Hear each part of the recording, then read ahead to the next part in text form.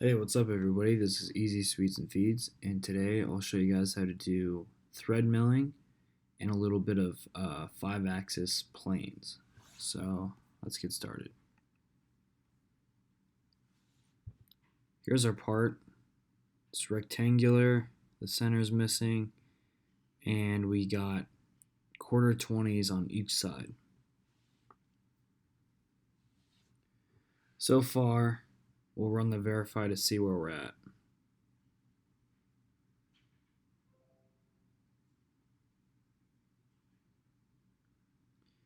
So, looks like we milled the outside, we're milling the inside. We ramped down around to finish the walls. And we basically did everything in a 3-axis mode that we can do. Now we have to add 5-axis planes to do the side tapped holes. So we'll do create new plane from solid face. This is the way I do it. And I select the face with the holes on it. And I move my X, Y, and Z until they're in the proper position. And this kind of depends on how your machine's set up. But mine will rotate 90 in C and then rotate 90 in B. So that's why I put my X and Y. I named the plane 101 because my 3-axis plane is 100, so I'll show you why I name it 101 later. It has to do with the tool paths. So we got a new plane. We'll just check the size of these holes real quick. 1/4 inch, okay. So if we're gonna thread mill them, usually I just mill the holes so I can control the diameter better. So we'll helix bore all these holes.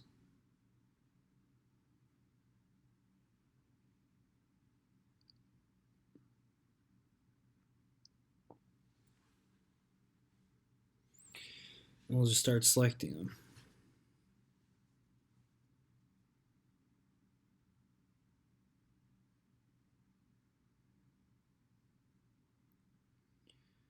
So we'll go down to tool, we'll select library tool, and we'll find something that'll work for 1/4 inch. We'll go with a 3/16. Now we're going to edit the tool. On this page, we're going to change it to, we'll skip all that, we'll change it to tool 3. And then we'll do some speeds and feeds. We'll go to easyspeedsandfeeds.com. We'll go up to milling. We'll just pretend that this is aluminum. Use 600 surface footage. You can even go lower than that if your spindle can't go up to 12,000. So we'll just plug that in. 36 inches a minute, 12,000 RPM. Hit finish. So a rough pitch, we'll go light, we'll just go 5 thou. Finish. Go 5, step over, 3 thou finish pass. Okay. Hit the check.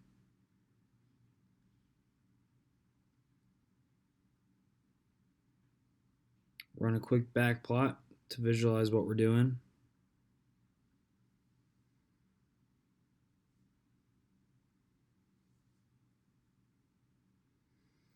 Okay, it looks right. Looks like it's helix. Oh, actually, it is not going to the correct depth. So one's going way too far and the rest aren't going far enough.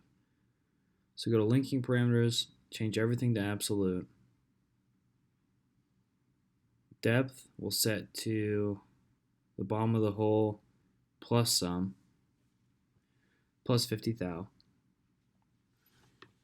Planes, so they're all at 101, which is a side plane. Change the work coordinate system to 100 and keep the other at 101. That's kind of the basics of doing 5-axis programming, is you have to use the plane you touched off as like your your master plane, and then you just use the side plane for the other two. And the machine figures it out for you.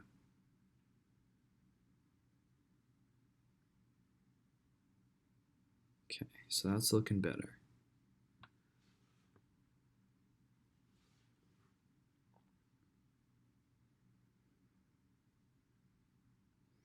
The reason you can't use the 101 plane is we didn't touch off on that side. We touched off on this 3-axis looking down on top of the part side. So we'll do from solid face, we're going to do the exact same thing for this other side. And we're going to name it 102.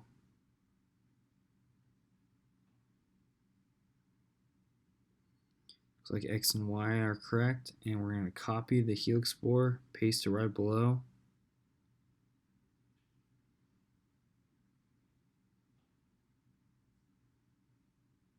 And we're going to delete all of those old holes. Now we're going to add all these new ones.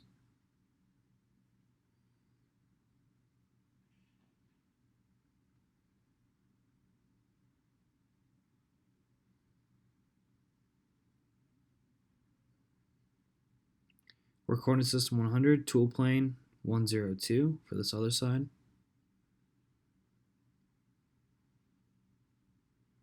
Again, we need to use that original plane we touched off, and then we'll let the master cam and our machine figure out where 102 is.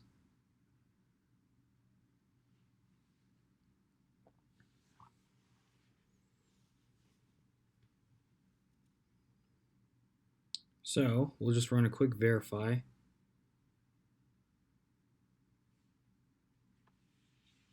And it looks like it's doing what it did before. Putting those holes in. Okay, that looks good.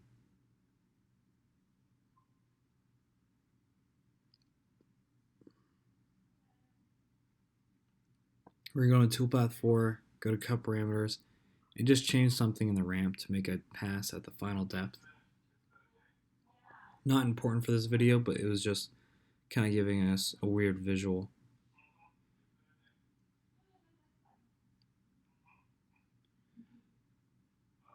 So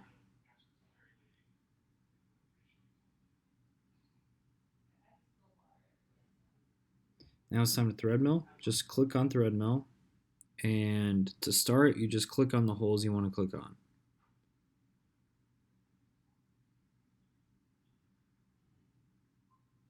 Now we're going to look for a thread mill to use. Click on none, and then click on thread mill to see if you have any thread mills to use.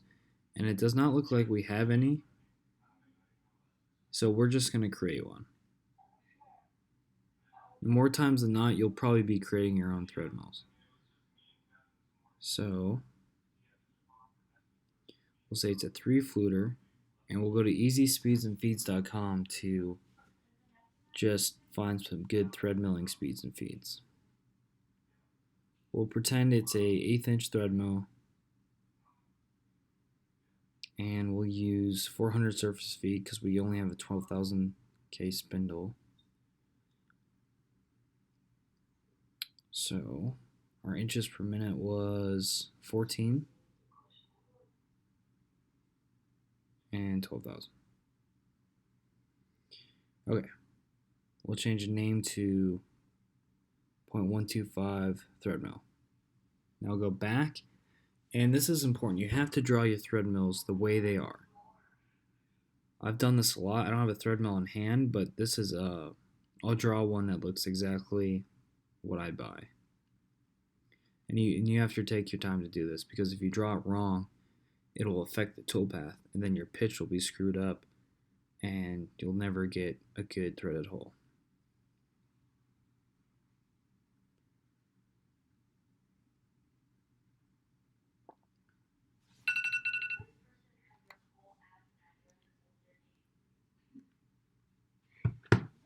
So Well, you just change it to a 3/16 thread mill, and this is almost exactly what I use to thread mill. On my thread mill container, it tells me the exact dimensions. So all you have to do is just look on your little container it comes in, look up the exact dimensions, and just draw it exactly the way it is, and you'll be fine. So just change the name, and also we change the size. So we'll go back into easyspeedsandfeeds.com, find some new speeds and feeds. Whoops, we typed in the wrong number.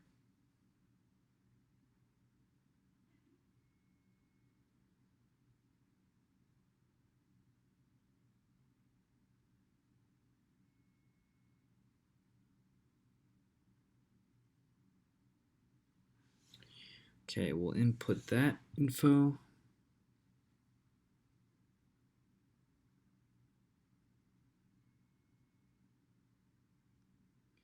So we got our hole selected and we got our thread mill. Next, we go to cut parameters. Thread pitch, it's a quarter 20, so it's 1 divided by 20. There we go. That's all you have to do for your thread pitch, but that's very important. If you screw that part up, you'll get nowhere with thread milling. Thread depth, we kind of select it just like we selected our helix bore. We'll change everything to absolute.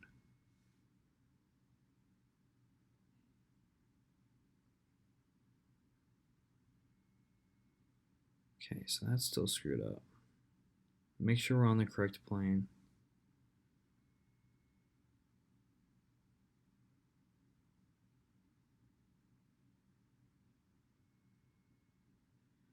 And then work coordinate system, you want 101 and then 100 as your work coordinate. Now try reselecting that depth. Okay, there you go. We were selecting depth from the wrong work coordinate system, so that's why it's giving us -2 inches. Multi-passes, we'll do 10, we'll do a 2,000 step over. That's just because we have a very weak but deep reaching thread mill. If you have a more sturdy and rigid thread mill, you don't have to take 2,000 step overs. You could probably just do it in a couple of passes, but we're gonna do it real lightly. So 1,000 finish and a 1,000 spring pass. Okay.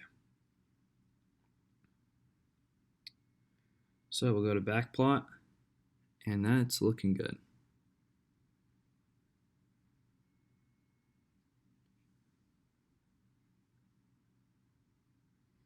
So what's key to remember is drawing your tool correctly and then getting the correct pitch. And then everything else just kind of helps it. But if you screw up the drawing of the tool and the pitch, you'll never get a good thread. So we'll go up to tap data.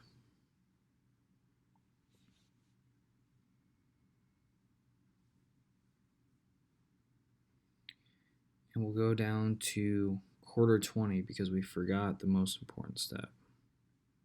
Got way too ahead of ourselves. So a quarter 20 hole size is 201 thou. And we just milled it to 0.25. So we just milled it to a quarter inch. So we'll go back into our helix bore. And we'll type in 25 per wall. So that will make the hole 200. So that's important. Okay. So we caught ourselves, but we made a little mistake there. We'll regen it. And now we're going to run the verify. If we didn't do that, it wouldn't give us any threads at all. You'd be thread milling and helix boring to the same diameter.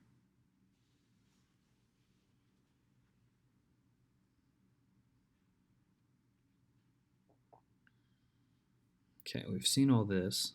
Looks like it's helix boring small, which is what we want. Okay, now it's thread milling. We'll slow it down. It's taking those 2 thou passes. You can see it slowly opening up that hole to that correct major diameter.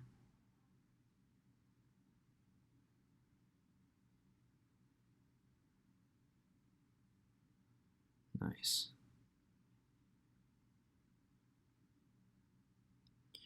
So the major diameter, of course, is a 1/4 inch, and it's milling to a 1/4 inch because we selected a 1/4 inch hole. You can change that by either drawing a bigger hole or going into the parameters and typing in a bigger major diameter, which is sometimes what you have to do if your thread mill isn't cutting exact. So we'll copy and we'll paste.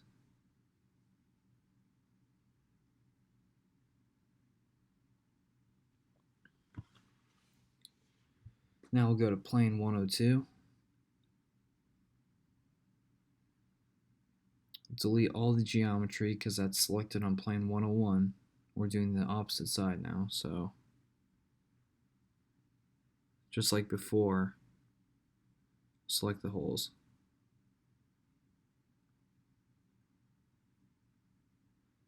Cut parameters.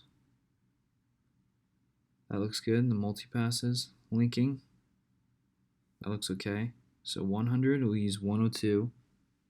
Again, we have to have that 100 in there because that's where we touched off. We let Mastercam and the machine figure out where 102 is.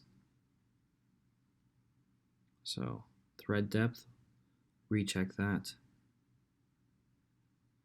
We'll go a little bit further so our threads are all the way through.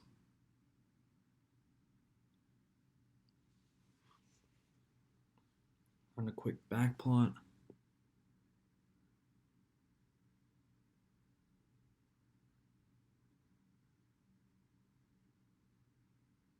That looks good.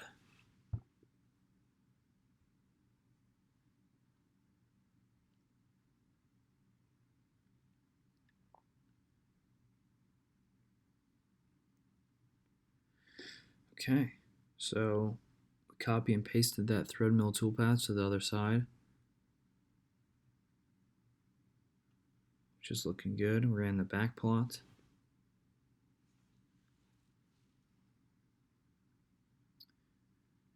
Next, we'll exit out of that, and we're just looking right now, make sure our planes are set up correctly for rotations, but now we'll run the final verify. We'll click on 100, click on verify, ignore that.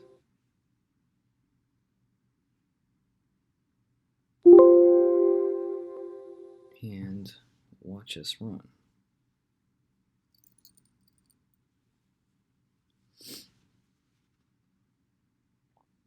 So it's important to always run your verify so you get a good visual representation of all the little changes you make.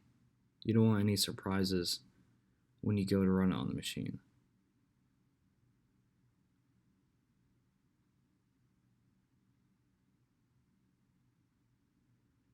So there we go, thread milling 101.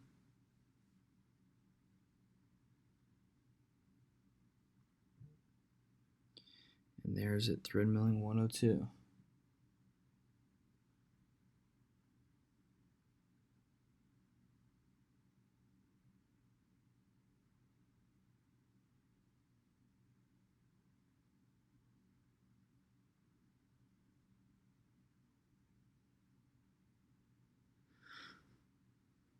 That's looking good.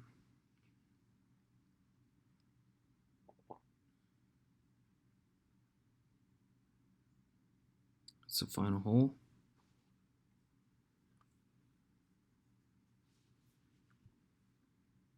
Okay. So this was our quick overview on how to thread mill and how to do 5-axis planes. We didn't go too into detail, but I think it's enough to get you guys started. You can rewind the video and just look at little things we did because we did go fast. But thanks for watching. Subscribe for more, and we'll see you later. Thanks.